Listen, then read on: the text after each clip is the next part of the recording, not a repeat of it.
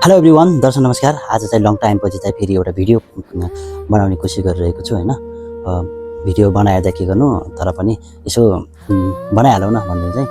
अनि अहिले चाहिँ व्यापक रूपमा चर्चामा रहेको चाहिँ एउटा अमेरिकामा बस्ने सङ्गम विष्टले चाहिँ सागर लम्साल बलेलाई चाहिँ बलात्कार गरेको, 1 वर्ष अगाडि बलात्कार गरेको भन्ने चाहिँ आरोप लगाइसकेपछि चाहिँ सर्वसाधारणदेखि सेलिब्रिटीसम्म चाहिँ विभिन्न टिका टिप्पणीहरू आफ्नो तौर तरिकाबाट चाहिँ गरिरहेको पाइयो हैन। अनि त्यसै क्रममा चाहिँ मैले चाहिँ आज चाहिँ नेपालका केही अभिनेत्री गायिकाहरूको चाहिँ यसो उहाँहरूको प्रतिक्रिया के थियो, स्ट्याटस मार्फत दिएको प्रतिक्रियाहरूलाई चाहिँ वाचन गर्ने कोसिस गरिरहेको छु हैन। अनि अहिले चाहिँ सागर लम्साल बले गिरफ्तार भइसकेको छन्। अहिले चाहिँ प्रहरीको अनुसन्धानमा छन् उनी चाहिँ हैन। अनि अब यही क्रममा चाहिँ विभिन्न अब सर्वसाधारणदेखि सेलिब्रिटीहरूले चाहिँ अब आफ्ना तर्कहरू चाहिँ कतिले चाहिँ सागर लम्साल बलेलाई चाहिँ सपोर्ट गरिराख्नु भएको छ र कतिले चाहिँ पीडितलाई चाहिँ सपोर्ट गरिराख्नु भएको छ हैन। त्यसै क्रममा चाहिँ अब नेपालका केही अभिनेत्री, मोडल तथा अभिनेत्रीहरूको चाहिँ भनाइ के छ हैन। अनि उहाँहरूले चाहिँ के लेख्नु भएको छ फेसबुकको स्ट्याटस मार्फत उहाँले चाहिँ कसलाई चाहिँ साथ समर्थन गर्नुभएको छ यो हेरौँ है त। सबैभन्दा पहिला चाहिँ अभिनेत्री के अधिकारीको चाहिँ स्ट्याटस वाचन गर्छु है त। हाम्रो समाजको विडम्बना यही हो कि यहाँ पीडितले शिर झुकाएर हिँड्नुपर्छ र अपराधी कतिपय अवस्थामा हिरो बनेर घुमिरहेका हुन्छन्। एउटा यस्तो समाज जहाँ अपराधी डराओस्, पीडित होइन। के यो कल्पनामा मात्र सीमित छ कि हामी साँच्चै निर्माण गर्न सक्छौँ? अनि सुन्नुहोस् त, यस्तो किसिमको कठोर समाजमा नि बोल्न ठुलो साहस चाहिन्छ। अनि यो साहस बटुल्न समय लाग्छ। कम्तीमा यस्तो घटनामा अलिक संवेदनशील बनेर सोचौँ, लेखौँ, पीडितलाई सुरक्षा र सम्मान दिउँ, अपराधीलाई सामाजिक बहिष्कार र कानुनी कठघरामा पुर्याउँ भनेर चाहिँ के अधिकारीले चाहिँ स्ट्याटस लेख्नु भएको छ हैन। अनि त्यस पछाडि चाहिँ अभिनेत्री निता ढुङ्गाना अधिकारीले लेख्नु भएको छ। अचम्म लाग्छ, जसको घरमा छोरी छ त्यही अभिभावकले भन्छ कि यत्रो समय लाग्छ मेरो बलात्कार भयो भन्नलाई, आहा गरेर चाहिँ हाँस्नु भएको छ हैन। यो समाजका लागि पीडित दिदीबहिनी त झुन्डिएर मर्नुपर्ने होला। यो समाजका लागि पीडित दिदीबहिनीहरू तडपी छटपटी डिप्रेसनमा गएर फ्रस्ट्रेसन भएर बोलाउनु पर्ने होला होइन त। चाहे 1 महिनामा बोलोस्, चाहे 10 महिनामा बोलोस्, चाहे 5 वर्षमा बोलोस्, यति बोल्नलाई पनि ठुलो आँट चाहिन्छ। आँट किन चाहिन्छ? तपाईँ जस्तो समाजसँग लड्न आँट चाहिन्छ। त्यसैले यो कुराको छानबिन हुनैपर्छ, पीडितले न्याय पाउनैपर्छ, अपराधीले सजाय भोग्नैपर्छ भनेर चाहिँ निता ढुङ्गाना लेख्नु भएको छ। अनि त्यस पछाडि चाहिँ मोडल तथा अभिनेत्री छनिसा भट्टराईले लेख्नु भएको छ। हामी सधैँ सोध्छौँ किन ढिला बोलिन्, तर कहिले बुझ्न खोज्दैनौँ। बोल्न कति गाह्रो थियो, कहिलेकाहीँ घाउनीको हुन समय लाग्छ, आवाज आउन झन् धेरै समय, ढिलो बोल्दैमा सत्य सानो हुँदैन। समाज बदलिन्छ जब हामी प्रश्न बदल्छौँ। पीडितको चरित्र होइन, अपराधीको चरित्र हेरौँ भनेर चाहिँ मोडल तथा अभिनेत्री छनिसा भट्टराईले चाहिँ लेख्नु भएको छ हैन। अनि त्यस पछाडि चाहिँ गायिका ज्योति मगरले लेख्नु भएको छ। हिंसा, बलात्कार, गिरफ्तारले सामाजिक सञ्जाल भरिभराल छ। अब एक क्षण गाउँ खाने कथामा मुख फ्रेस गरौँ। संवैधानिक रूपमा कागजपत्र मिलाएर करोडौँ ठगी गर्नुलाई नीतिगत भ्रष्टाचार भनिन्छ भने कुनै केटीलाई बहिनी बनाएर श्रीमतीसँग चिनजान गराई घरमा आउजाउको सजिलो वातावरण सिर्जना गरेर त्यो गर्नेलाई चाहिँ के भनिन्छ? हा गरे चाहिँ हैन। अनि 1 माथि नीतिगत चिटिङ, 2 मा सभ्य चिटिङ, 3 मा सन्तुलित चिटिङ, 4 माथि अन्य अवस्था अनुसार भाषा मिलाएर वर्णन गर्नुहोस् गरे। अनि लास्टमा चाहिँ नोट सही उत्तर दिनेलाई एसई लेभलको सम्मान दिइनेछ हा गरेर चाहिँ ज्योति मगरले चाहिँ स्ट्याटस लेख्नु भएको छ हैन।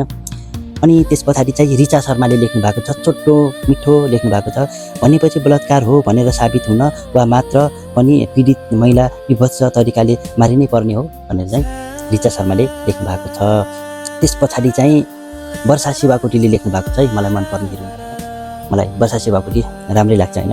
कसैको जीवन च्यातेर कसैको आत्मा मारेर पनि उनीहरू अझै खुलेआम हिँडिरहेका छन्, हाँस्दै चम्किँदै सम्मान पाइरहेका छन्। यो समाजको सबैभन्दा ठुलो विडम्बना यही हो, जहाँ अपराधीहरू लुकेका छैनन् तर सत्य बोल्नेहरू डराएर बाँचिरहेका छन्। न्याय ढिलो होइन, हराएको जस्तो लाग्छ र चुप लाग्ने हरेक आवाजले अर्को न्याय जन्माइरहेको छ।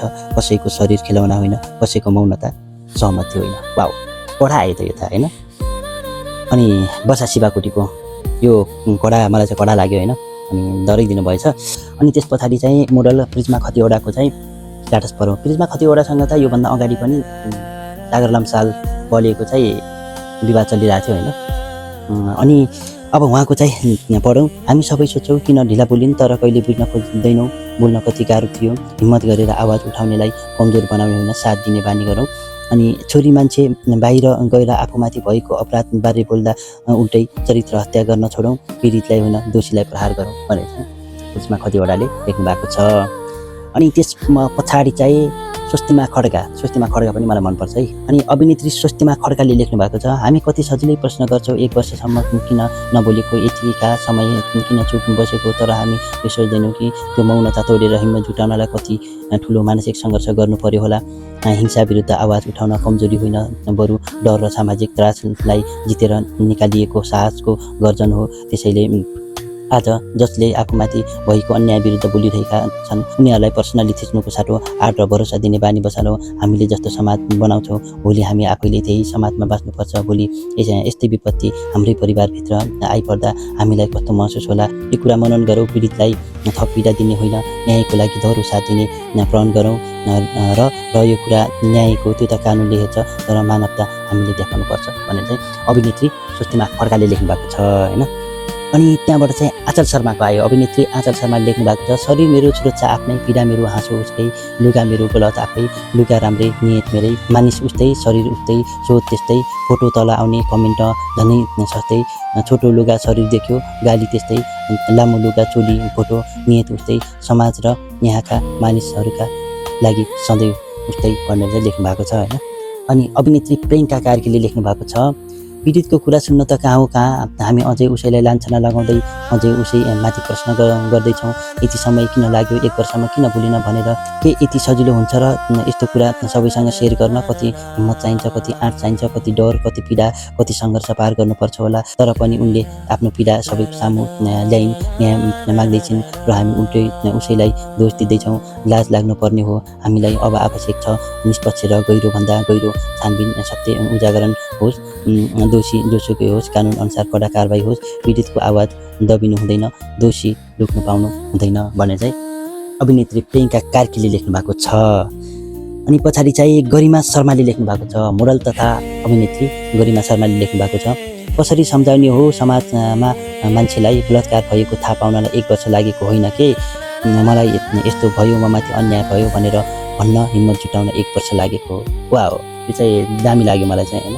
जस्तै कि ममाथि बलात्कार भएको हो भनेर चाहिँ उनलाई थाहा पाउन 1 वर्ष लागेको होइन, तर चाहिँ ममाथि चाहिँ अन्याय भयो, ममाथि चाहिँ यस्तो भयो भनेर चाहिँ उनले चाहिँ यो समाजमा देखाउन, यो समाजमा भन्न, यो कुरा बाहिर ल्याउन चाहिँ हिम्मत जुटाउन चाहिँ उनलाई चाहिँ 1 वर्ष लागेको हो भनेर चाहिँ पढा लेख्नु भएको छ होइन। अनि पछि इन्सु कार्की, कन्टेन्ट क्रिएटर इन्सु कार्की, बलात्कारी खोज्न धेरै टाढा जानै पर्दैन, सामाजिक सञ्जालमा खुले आम तँलाई बलात्कार गर्छु भन्नेहरूले नगर्लान् भन्ने के विश्वास लेख्नु भएको छ होइन। अनि त्यस पछाडि चाहिँ गायिका समीक्षा अधिकारीको आयो। गायिका समीक्षा अधिकारीको लामो स्ट्याटस छ, तर पनि हामी वाचन गर्छ होइन। एउटा पीडितको मन अर्को पीडितले जस्तो त कसैले बुझ्न सक्दैन। हुन त म त्यो घटनाबाट धेरै टाढा र अगाडि बढिसकेको छु, तर ती दिनहरू सम्झिँदा आज पनि मन भित्रैदेखि चिरिन्छ। यो समाजले मलाई बाँच्न कहाँ दिएको थियो र म दिनदिनै मरी बाँच्थेँ। त्यो अँध्यारो जङ्घार कसरी काटेँ आज सम्झिँदा पनि शरीर सिरिङ्ग हुन्छ, तर मनभित्र एउटा बलियो हिम्मत थियो। मैले गलत गरेको छैन, एक दिन सबैले मलाई अवश्य बुझ्नेछन् भन्ने विश्वास थियो। अहिलेसम्म पनि धेरै कुरा भोगिरहेको छु, तर बानी जस्तै भइसकेको छ। त्यति बेला म एउटा छोरी मान्छे भएर अझै 18 वर्ष पनि पुगेकी थिइनँ र त्यो समाजसँग म एक्लै लडिरहेकी थिएँ।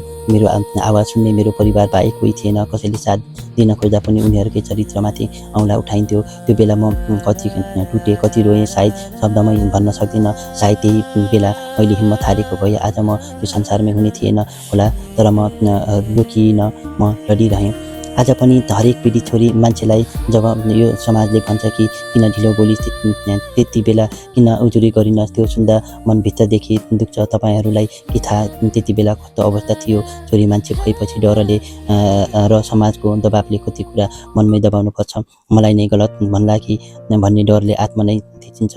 मन मिल्दा चमत्कार, नमिल्दा बलात्कार भन्ने सोचले झन् पीडा दिन्छ। एउटा अनुरोध छ, कृपया कसैको पीडालाई अरूसँग नजान्नुहोस्। हरेक घाउ आफ्नै गहिराई हुन्छ। मलाई त्यो दिन सम्झन पनि पीडादायी छ, फेरि कोट्याउन मन छैन। म यहाँ कसैलाई दोष दिन आएकी होइन, तर जुन पीडितलाई आज जसले सजिलै नराम्रो भनिरहनु भएको छ, एकपटक आफ्नै घर सम्झिनुहोस्। तपाईँको घरमा पनि दिदीबहिनी छोरीहरू छन्। म हरेक दिन प्रार्थना गर्छु कसैलाई पनि यस्तो दिन नआओस्, कसैको भावनासँग खेलवाड नगरियोस्, किनकि यस्तो पीडा जसलाई पर्छ त्यसैले मात्र बुझ्छ। सङ्घविष्टको केसमा दुवै पक्षको सत्य बाहिर आओस् र दोषीलाई कडाभन्दा कडा कारबाही होस्। म सधैँ पीडितको साथमा छु भनेर चाहिँ गायिका समीक्षा अधिकारीले लेख्नु भएको छ। अनि पछि चाहिँ रेजिना उप्रेती, अभिनेत्री रेजिना उप्रेतीले, अहिले चाहिँ रेजिना उप्रेती अलिकति ओझेल हुनुहुन्छ होइन।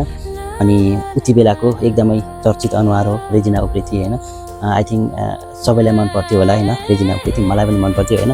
अनि रेजिना उप्रेतीले लेख्नु भएको छ, सानैदेखि बाल कलाकारको रूपमा हामी सबैको मन जित्दै आएकी नानी, तिमी आज एउटी जिम्मेवार र साहसी युवती बनेकी छौ। उच्च शिक्षाका लागि सासमुद्र बाहिरी परिवार, साथीभाइ र आफ्नो परिवेशबाट टाढा रहँदा एक्लोपन, निराश भोग्नु स्वाभाविक हो। तर ती सबै बाधालाई चिर्दै तिमी निरन्तर अगाडि बढिरह्यो। आज तिमीमाथि भएको यो जघन्य अपराधको खबर सुन्दा एउटी छोरीको अभिभावकको नाताले मेरो मुटु छिया भएको छ। तर नानी ढिलै भए पनि तिमीले जुन हिम्मतका साथ सत्य बोल्यौ, त्यो साहसका लागि म तिमीलाई सलाम गर्छु।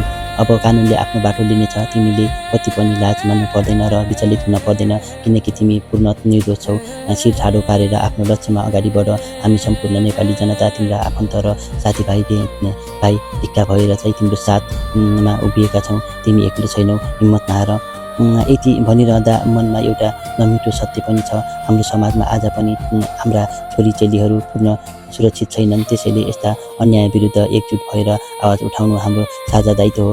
अन्त्यमा मेरो सबैलाई एउटै अनुरोध छ, कसैले पीडा पोखिरहेको बेला यदि सक्छौ भने मलम लगाउने प्रयास गरौँ, सक्दैनौँ भने कम्तीमा उसको घाउमा नुनचुक छर्ने थप पीडा दिने काम चाहिँ नगरौँ भनेर चाहिँ रेजिना उप्रेतीले लेख्नुभएको छ होइन। अनि उहाँहरूको यो भनाइ अथवा चाहिँ यो टिका टिप्पणीलाई चाहिँ तपाईँहरूले कसरी लिनुहुन्छ होइन। अब अहिलेसम्म चाहिँ यसो हेर्दाखेरि चाहिँ अभिनेत्रीहरूले चाहिँ पीडितकै साइडमा बोलिराख्नु भएको रहेछ। यहाँ चाहिँ मैले जति पनि वाचन गरेँ पीडितलाई नै साथ समर्थन गरेर चाहिँ उहाँहरूले चाहिँ लेख्नु भएको छ होइन। तपाईँहरूलाई कस्तो लाग्छ कमेन्ट गर्नुहोस्। अनि पछि के साँच्चीकै सागर लम्साल बलि दोषी हुन् त, के साँच्चीकै सङ्गमविष्ट पीडित हुन् त? यो चाहिँ भोलि अब अनुसन्धानपछि अदालतले फैसला गर्नेछ के हो कसो हो भनेर। यदि साँच्चीकै सागर लम्साल बलि दोषी हुन् भने चाहिँ उनलाई कडाभन्दा कडा कारबाही गरियोस् होइन। अनि त्यही नै हो। अब तपाईँहरूलाई के लाग्छ कमेन्ट गर्नुहोस् है त।